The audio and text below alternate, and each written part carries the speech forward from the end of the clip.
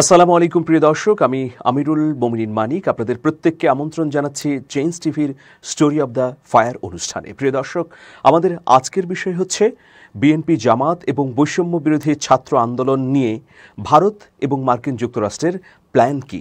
কদিন আগে বিএনপির স্থায়ী কমিটির এক বৈঠকে এই সিদ্ধান্ত হয়েছে যে বিএনপি কোনোভাবেই বাংলাদেশ জামাতে ইসলামী এবং বৈষম্য বিরোধী ছাত্র আন্দোলনের সঙ্গে বিরোধে জড়াবে না। এর পেছনে কি কারণ থাকতে পারে? নিশ্চয়ই কারণ আছে। বাংলাদেশের বৃহৎ প্রতিবেশী দেশ ভারত আগামী নির্বাচন, রাজনৈতিক দলগুলো এবং রাজনৈতিক গতি প্রবাহ নিয়ে কি ভাবছে, এইসব তথ্য জানার জন্যে আমরা নানা অনুসন্ধান চালিয়েছি। South block, extra territory group এবং সংবাদ মাধ্যমের গুরুত্বপূর্ণ সোর্স থেকে যে তথ্য পাওয়া গেছে সেগুলোই আপনাদের সামনে উপস্থাপন করছি। আগামী নির্বাচনকে ঘিরে ভারত এবং সাউথ ব্লকের একটা পরিকল্পনা রয়েছে। সেই পরিকল্পনাটি এমন, বিএনপি তার সঙ্গে ছোট বড় জাতীয়তাবাদী বা বামপন্থী সংগঠনের একটা জোট করুক, কিন্তু কোনোভাবেই যেন ইসলামী সংগঠনগুলো বিএনপির সঙ্গে নির্বাচনে অংশগ্রহণ না করে এবং আগামীতে ক্ষমতার অংশীদার না হয়। এ বিষয়ে সতর্কতা অবলম্বন করে খুবই ভাবনা চিন্তে এগুচ্ছে সাউথ ব্লক। তাদের এই পরিকল্পনাটি বাস্তবায়ন করবার জন্যে যত যত পন্থা আছে সব কিছুই তারা গ্রহণ করেছে ইতোমধ্যেই। এর কারণ কি? কারণ হচ্ছে বিএনপির সঙ্গে আগামীতে যদি জামাত এবং অন্যান্য ইসলামিক দলগুলো যুক্ত হয়ে ক্ষমতার অংশীদার হয়, তাহলে সেই শক্তিশালী সরকারটি এদেশের অনেক কিছু সমস্যার সমাধান করতে পারবে।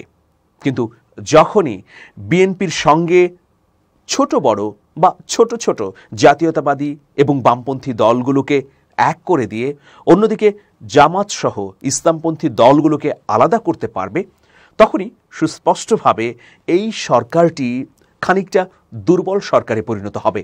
ফলে যে কোনো ধরনের সিদ্ধান্ত চাপিয়ে দেয়া বাস্তবায়নের ক্ষেত্রে একটা ইতিবাচক পরিস্থিতি তৈরি হবে এক্সট্রা টেরিটরি গ্রুপের। এখন তাদের সামনে যে চিত্রটি আঁকা আছে, যে অঙ্কিত চিত্রের বাস্তবায়নের জন্য তারা চেষ্টা করছেন, সেটা হচ্ছে বিএনপি এই ধরনের ছোট বড় দল নিয়ে নির্বাচনে অংশগ্রহণ করে সরকারে বসুক, অন্যদিকে ছাত্রদের গ্রুপটিও একটা শক্তিশালী রাজনৈতিক প্ল্যাটফর্ম গঠন করুক, আর জামাত সহ অন্যান্য ইসলামিক দল তারা আলাদাভাবে নির্বাচনে অংশগ্রহণ করুক। এক্সট্রা টেরিটরি বা আমাদের সীমান্তের বাইরের রাষ্ট্রগুলো চাচ্ছে যে বাংলাদেশে যেন কোনোভাবেই বিএনপির সঙ্গে প্রথমত ক্ষমতার অংশীদার জামাত এবং ইসলামী গ্রুপগুলো না হয়, অন্যদিকে কোনোভাবেই যেন জামাত সহ অন্যান্য ইসলামিক দলগুলো দ্বিতীয় শক্তি মানে বিরোধী দলের ভূমিকায় অবতীর্ণ হতে না পারে। তবে ছাত্রদের বিষয়ে তারা খুবই সচেতন রয়েছে। ছাত্রদের গতিবিধি পর্যবেক্ষণ, রাজনৈতিক মতামত, দল গঠন, ভবিষ্যৎ পরিকল্পনারও চুলচেরা তথ্য জানবার জন্যে নানা ধরনের সংস্থা এখন কাজ করছে বাংলাদেশে। আসলে ছাত্ররা কি করতে চাইছে? তারা কি রাজনৈতিক দল গঠন করবে?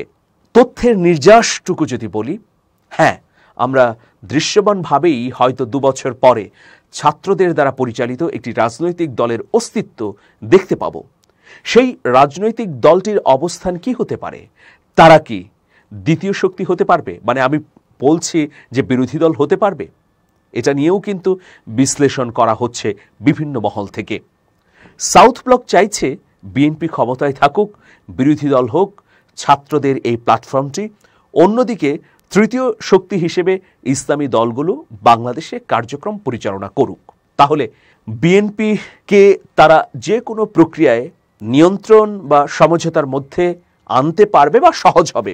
অন্যদিকে বিএনপির সঙ্গে ছাত্রদের সবসময়ই একটা দ্বন্দ্ব এবং বিরোধপূর্ণ জায়গায় নিয়ে যাওয়া যাবে, আর অন্যদিকে জামাত সহ অন্যান্য ইসলামী রাজনৈতিক দলগুলোর যে জোট হবে সেটাকে জঙ্গিবাদী, মৌলবাদী বা বাংলাদেশ বিরোধী একটা শক্তি হিসেবে বিশ্বে তুলে ধরা যাবে। এখন বাংলাদেশের সীমান্তের বাইরের এক্সট্রা টেরিটরি গ্রুপগুলোর এই হচ্ছে চিন্তা। অন্যদিকে মার্কিন যুক্তরাষ্ট্র কি ভাবছে? মার্কিন যুক্তরাষ্ট্রও ভাবছে যে নির্বাচন হলেই বিএনপি ক্ষমতায় আসবে। এই যে আমাদের ভারতের সাউথ ব্লক বা মার্কিন যুক্তরাষ্ট্রের নীতি নির্ধারণী গ্রুপগুলো বাংলাদেশের ২০ বছরের রাজনীতিকে বিশ্লেষণ করে তারা দেখেছে এই ২০ বছরের মধ্যে কোনো একটি নির্বাচনও প্রশ্নমুক্ত ছিল না। হ্যাঁ, খানিকটা কম আর খানিকটা বেশি। যেমন 14, 18, 24-এর যে নির্বাচন তা পুরোপুরি একতরফা। অন্যদিকে 2008 সালের যে নির্বাচন, সেই নির্বাচনেও পরিপূর্ণ গ্রহণযোগ্য নানা উপাদান ছিল না। এর আগের নির্বাচনের কথা যদি বলি, সেই নির্বাচনগুলোকেও পর্যালোচনা করে তারা দেখেছে যে এবার যদি এই অন্তর্বর্তী সরকার একটি সংস্কারের মধ্য দিয়ে নির্বাচনের আয়োজন করতে পারে, তাহলে সেই নির্বাচনটি হবে 53 বছরের বাংলাদেশের ইতিহাসে সবচেয়ে গ্রহণযোগ্য অংশগ্রহণমূলক নির্বাচন। সুতরাং এই নির্বাচনের মধ্য দিয়ে জনগণের পরিপূর্ণ মতামত প্রতিফলন হবে। সুতরাং মোটা দাগে পশ্চিমা বিশ্ব বলি অথবা প্রতিবেশী দেশগুলোর মধ্যে যে আলোচনা গুঞ্জন সেটা বলি, তাদের মতামত হচ্ছে এই নির্বাচনে প্রকৃতপক্ষে বেরিয়ে আসবে বাংলাদেশে কোন রাজনৈতিক দলের কত শতাংশ ভোট আছে, কেমন শক্তিমত্তা আছে। সুতরাং মার্কিন যুক্তরাষ্ট্র চাইছে বিএনপি ক্ষমতায় আসুক, কিন্তু ছাত্ররা একটা প্রতিনিধিত্বশীল অবস্থানে যাক আগামী সংসদে। অন্যদিকে জামাতের ব্যাপারে তাদেরও একটি ধারণা হচ্ছে যে জামাত ছাত্রদের সঙ্গে যুক্ত হয়ে বৃহৎ একটি প্ল্যাটফর্ম তৈরি করুক। ধরুন জামাত ইসলামের সঙ্গে জোট করুক, ইসলামী দল যেগুলো আছে সেগুলোর মধ্যে ইসলামী রাজনৈতিক দল এবং ইসলামী সামাজিক দল, যেমন হেফাজতে ইসলাম কখনোই রাজনৈতিক দল হিসেবে নিজেদেরকে দাবি করে না, নির্বাচনও করেনি তারা কখনোই।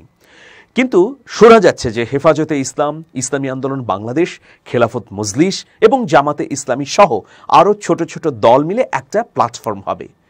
সেই প্ল্যাটফর্মের সঙ্গে পরোক্ষভাবে ছাত্রদের প্ল্যাটফর্মের যদি একটি জোট হয়, তাহলে মার্কিন যুক্তরাষ্ট্রের কোনো পলিটিক্যাল অর্গানাইজেশনের ধারণা মতে যে সেটি একটি কাউন্টেবল পাওয়ারে পরিণত হবে। সুতরাং এখন যদি আমি সামারি টানি, তাহলে দেখব সাউথ ব্লক চাইছে বিএনপি ক্ষমতায় আসুক কিন্তু জামাত বা ইসলামী দল মুক্ত হয়ে।